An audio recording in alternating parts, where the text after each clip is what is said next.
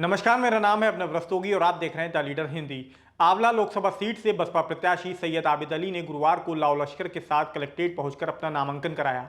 वो समर्थकों के साथ रैली निकालते हुए कलेक्ट्रेट पहुंचे, फिर पार्टी के मंडल कोऑर्डिनेटर ब्रह्मस्वरूप सागर और जिलाध्यक्ष राजीव कुमार व अन्य वरिष्ठ नेताओं के साथ जाकर नामांकन कराया। नामांकन के बाद मीडिया से बातचीत करते हुए आबिद अली ने कहा कि मैं आंवला में बदलाव के नाम पर चुनाव लड़ रहा हूं, क्योंकि 10 साल से आंवला लोकसभा का क्षेत्र पिछड़ गया है। गठबंधन प्रत्याशी परदेसी बाबू हैं। 2019 में भी एक परदेशन आई थी और आंवला के लोगों को ठग कर चली गई थी। अब ये ठगने आए हैं। 10 साल के सांसद ने कुछ भी नहीं किया, मेरा मुकाबला उनसे है।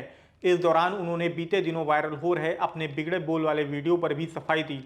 कहा कि मैंने जनता से पूछा था कि वो सांसद हैं या डॉक्टर जो नसबंदी कराने की बात कहते हैं, मगर मेरी बात को विपक्षी दलों ने तोड़ मरोड़ कर पेश किया। हमने नोटिस का जवाब दे दिया है। सांसद ने जो बातें कही थी मैंने उन्हीं को दोहराया है, मेरा कोई बयान नहीं था। देखिए, मैंने बहुजन समाज पार्टी के सिंबल से अपना पर्चा दाखिल किया है और मैंने आंवला लोकसभा की जनता पर भरोसा करते हुए बदलाव के नाम पे ये चुनाव लड़ रहा हूँ, क्योंकि 10 साल में आंवला लोकसभा का क्षेत्र बिल्कुल पिछड़ गया और जो गठबंधन के प्रत्याशी हैं वो परदेसी बाबू हैं।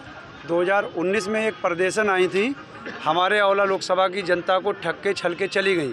उन्होंने हमारे वोट की कीमत इतनी भी नहीं समझी कि हमारे लोकसभा की जनता का धन्यवाद कह दें। ऐसे ये जो नीरज मौर्य जी हैं, ये भी रुचि वीरा जी के भाई हैं, उनके भैया हैं।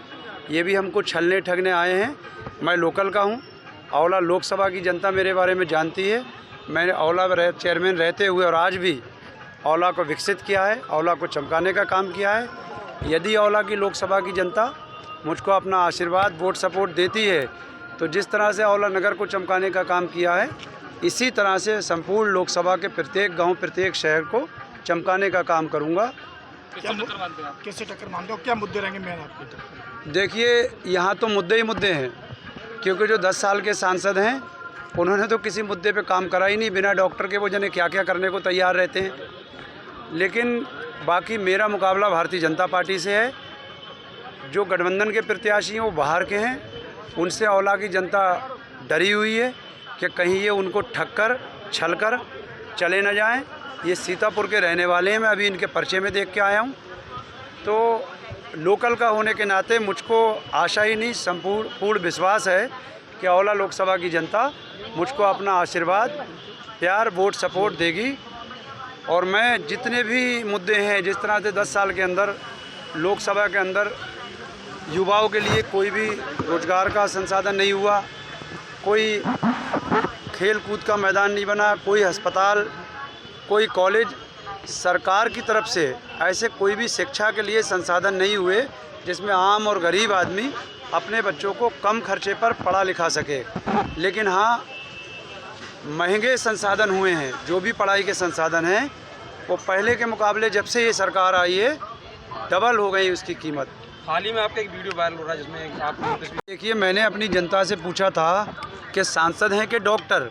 मैं आपसे सवाल करता हूँ, इस हिंदुस्तान के अंदर यदि किसी को बिना डॉक्टरी का डिग्री या डिप्लोमा लिए ना कोई किसी के एक इंजेक्शन लगा सकता है, ना गोली दे सकता है, तो फिर नसबंदी कैसे कर सकता है? तो मैंने जनता से पूछा था, मुझको ये तो पता था कि ये राजनीतिक व्यक्ति हैं, ये नहीं पता था कि डॉक्टर हैं नहीं। मैंने ये पूछा था ये सांसद हैं कि डॉक्टर?